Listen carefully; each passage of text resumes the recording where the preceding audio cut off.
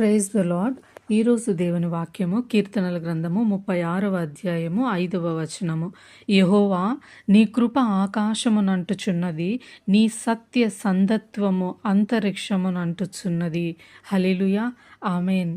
ఎంత గొప్పగా దేవుని ప్రేమను వివరిస్తున్నారండి. దేవుని ప్రేమకు కొలత ఎవరైనా చెప్పగలరా?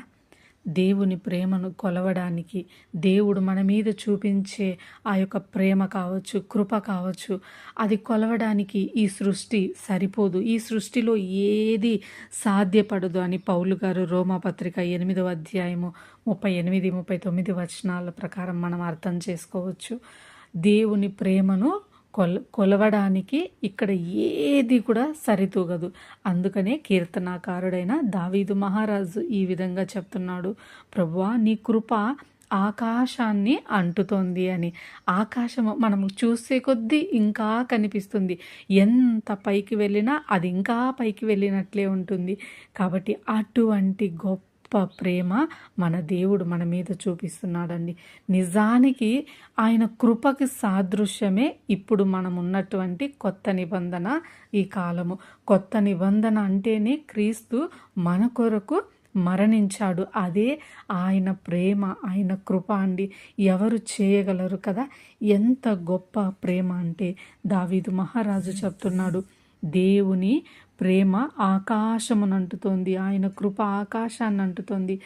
ఆయన మన మీద ఎంత నమ్మకత్వం అంటే ఇక్కడ సత్య సంధత్వము అంటే దేవుడు మన మీద పెట్టినటువంటి ఆ యొక్క మాటను కానీ, ఆయన ఇచ్చిన వాగ్దానాన్ని కానీ మనము అంత నమ్మకమైనగా ఉండొచ్చు అని, అంత సత్యమైనది అది అబద్ధం ఆడే దేవుడు కాదు. ఆయన మాట ఇచ్చి మార్చే దేవుడు కాదు.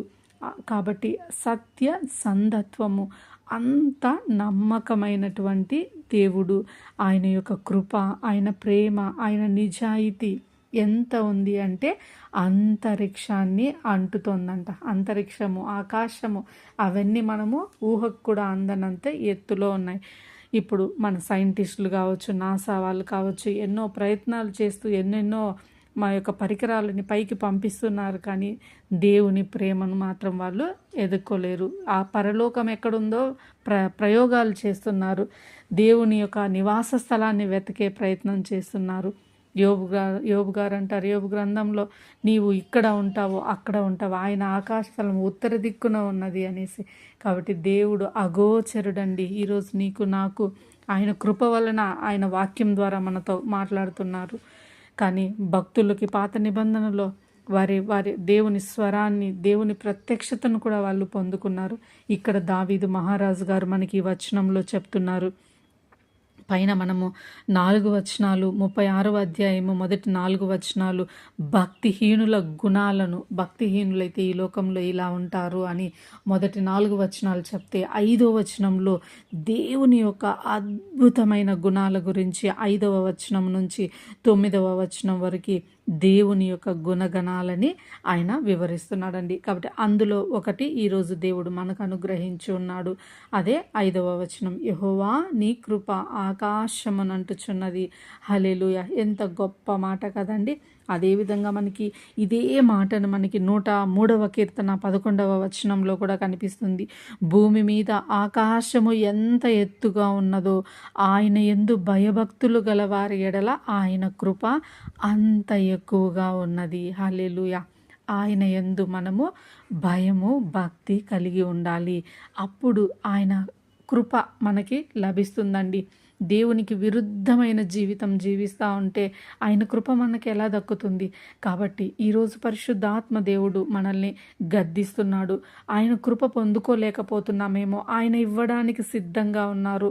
ఆయన చాలా కృప ఆయన దగ్గర ఉంది. అదే ఇప్పుడు మనము చదివిన వాక్యం ప్రకారం ఆకాశమును అంటుకునే అంత ప్రేమ, కృప ఆయన దగ్గర ఉంది. కానీ పొందుకునే యొక్క అర్హత మనము పొందుకోలేకపోతున్నాము. కాబట్టి ప్రభువా, మీ ఆత్మ నడిపింపును నాకు ఇచ్చి, పరిశుద్ధమైన హృదయాన్ని నాకు ఇచ్చి, ఇదిగో ప్రభువా, దావీదు మహారాజు తనని తను తగ్గించుకొని నీ యొక్క రక్తంతో నన్ను కడుగు, హిమములాగా తెల్లగా మార్చు అని ఏ విధముగా పశ్చాత్తాపపడి ప్రతి దినము తన పాపాన్ని ఒప్పుకున్నాడో మనము కూడా ఆయన సన్నిధికి చేరి ఆయన పాదాల చెంత కన్నీటితో మనము మన యొక్క పాపాలను ఒప్పుకున్నట్లయితే, క్షమాగుణం మనం ఆయనను అడిగినట్లయితే తప్పక ఆయన మనల్ని క్షమిస్తాడు, కరుణిస్తాడు, కృప చూపిస్తాడు. ఎందుకంటే మన దేవుడు విడువని ఎడబాయని దేవుడు, కృపామయుడు. హల్లెలూయా. కాబట్టి మన యొక్క చెడు లక్షణాలని విడిచిపెట్టమని కీర్తన 103:11 చెప్తున్నాడు. అంటే ఆయన యందు భయము భక్తి కలిగి ఉండడము అంటే చెడుని విడిచిపెట్టడమే.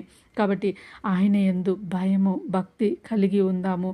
దేవుడు చూపించే ఆ కృపను మనము పొందుకుందాము. అదేవిధంగా 108వ కీర్తన 4వ వచనం కూడా సేమ్ ఇక్కడ 36వ అధ్యాయము 5వ వచనంలో ఉన్న మాటనే అక్కడ 108:4లో కూడా అదే మాటలు మనకు అక్కడ కనిపిస్తాయి. నీ కృప ఆకాశము కంటే ఎత్తుగా ఉన్నది, నీ సత్య సంధత్వము అంతరిక్షమునంటుచున్నది అని. సో ఈ 2 వచనాలు కూడా మనము గమనించుకోవచ్చు. ఎక్కడ చూసినా దేవుని కృప, దేవుని ప్రేమ ఈ వచనాలన్నీ మనకు వివరిస్తూ ఉన్నాయండి. కాబట్టి దేవుని యందు మనము భయము భక్తి కలిగి జీవిద్దాము. దేవుడు అనుగ్రహించు కృపను పొందుకుందాము. ఈ రోజంతా ప్రభా మీ ఆత్మను మాతో ఉంచి మీ కృప మేము మా కుటుంబము పొందుకునేలాగా మాకు సహాయం చేయతండ్రి అని దేవుణ్ణి ప్రార్థించుకుందాము. దేవుడు ఆ రీతిగా మనల్ని నడిపించాలి అని కోరుకుంటూ ఈ కొద్ది మాటలు దీవించునుగాక. ఆమేన్. చిన్న ప్రార్థన చేసుకుందాం.